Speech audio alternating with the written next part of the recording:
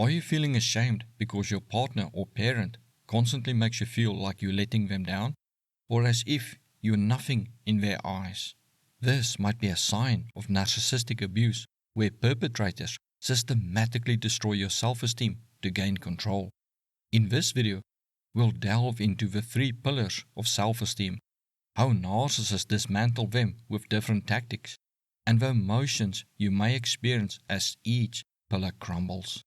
Understanding this process is your first step toward rebuilding your confidence, drive to succeed, and will to live. Self-esteem is how you feel about yourself, your talents, and your abilities. It encompasses self-awareness, where you recognize your worth and strengths independently of others' opinions or achievements. When you have high self-esteem, you feel good about who you are and believe in your abilities. But when you have low self-esteem, you might doubt yourself and feel not so good about who you are. Total destruction of your self-esteem can make you feel utterly useless, incapable of change, unworthy of life, and ashamed just to be alive.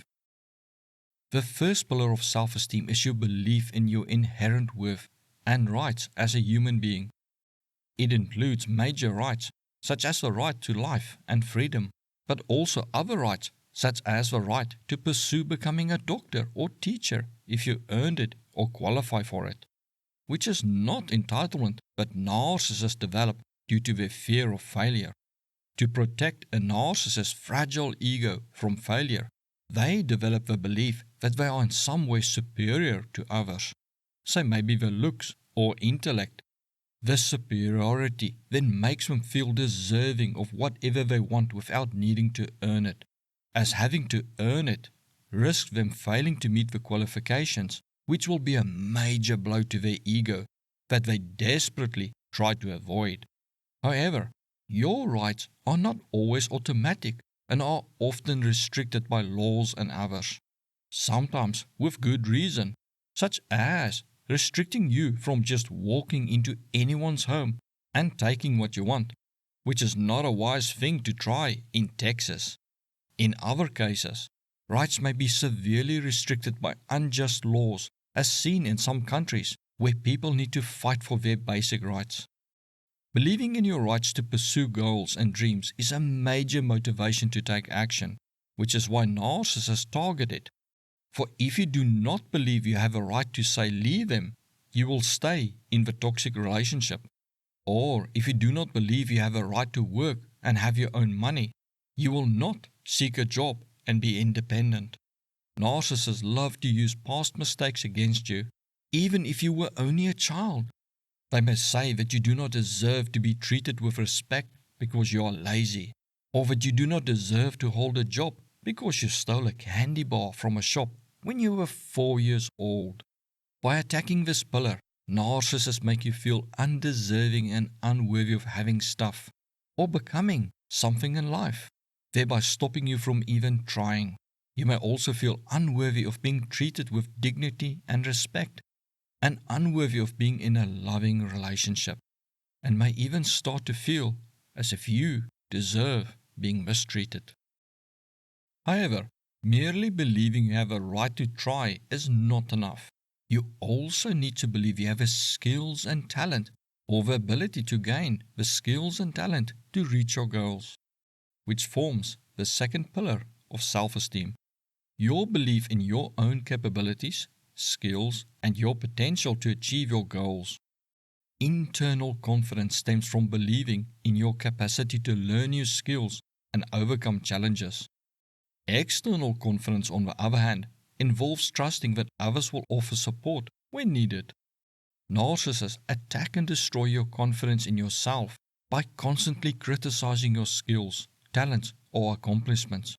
They may also use gaslighting, manipulation, or sabotage to make you doubt yourself and make you feel incompetent and inadequate. This can make you feel frustrated and stuck, unable to pursue your goals with confidence.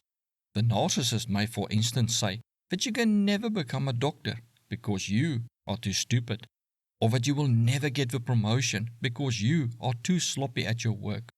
and they love to say that you will never be able to cut it in life without them. Their aim is to instill doubt, insecurity, and a sense of inadequacy in you. This type of targeted attack in one's abilities can be particularly damaging because it strikes at the core of your self-esteem and sense of identity, which can lead to feelings of incompetence, worthlessness, and despair, making it difficult for you to maintain your motivation and pursuing your goals. Interestingly, you developing new skills and talents is a major threat to a narcissist's ego and sense of superiority. This is partly due to their black and white thinking and their need to feel special. Narcissists often have a fixed mindset where they believe you are born with the talents and skills you have. This allows narcissists to assert their superiority and specialness over others, claiming they were born special. Kind of like a child born into royalty, just automatically are more important than others without needing to do anything. You developing new skills threatens the narcissist's sense of superiority, as it suggests that anyone can surpass them with hard work, rendering their skills less special. As a result, narcissists often aggressively attack your belief in self-improvement and your belief in your talents to protect their fragile egos. If you do have confidence in your abilities but struggle with the first pillar, feeling worthy, you may experience feelings of imposter syndrome or self-doubt even if you achieve your goals. However, many people struggle with the third pillar of self-esteem, the belief that you deserve the rewards or achievements you've attained, often through hard work, skill, and talent. This struggle is particularly pronounced when the time and effort invested don't seem to align with the rewards received. For example, when you visit a doctor's office, you're not just paying for their time, you're also compensating them for the years of education, training, and expertise they've accumulated. Similarly, an author may spend a year writing a book that sells millions of copies, but the effort they put in may not seem proportional to the financial return. That's because the value of a book must be assessed based on its impact and the number of people it reaches. So this pillar is about believing that you deserve a certain level of reward based on multiple criteria. This pillar is easily targeted by narcissists as they exploit the subjective nature or value. Narcissists may, for instance, claim that anyone can do what you do, that the expertise you bring can easily be got online with a quick search, that you don't actually bring any value at work, but that other people at work actually do the hard work. By claiming your work or effort bring no value to others, or that your efforts to achieve your level of knowledge and expertise are insignificant, narcissists undermine your perception of your worth. This can lead to feelings of guilt, shame, or unworthiness when you receive recognition or compensation for your work, making it difficult to ask for just compensation, such as a raise, or even self-sabotaging your success because you feel you do not deserve it. Even narcissist destroys all three pillars of your self-esteem. It can make you experience a profound sense of worthlessness, helplessness, and despair. This can lead to a range of emotional and psychological consequences, including despair, anxiety, low self-confidence, and even trauma.